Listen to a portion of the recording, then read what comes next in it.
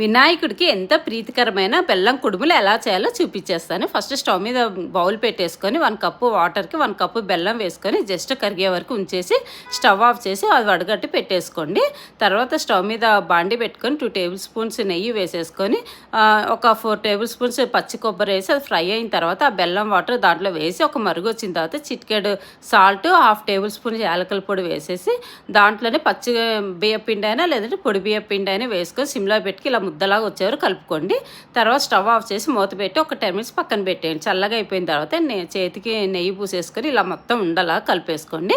తర్వాత కుడుములు మీ ఇష్టం అండి, ఎలా అయినా షేప్ చేసేసుకోవచ్చు. రౌండ్గా చేసుకోవచ్చు, అప్పచ్చి టైప్లో చేసుకోవచ్చు, ఇలా అయినా చేసుకోవచ్చు, మీ ఇష్టం వచ్చిన షేప్లో చేసుకోవచ్చు.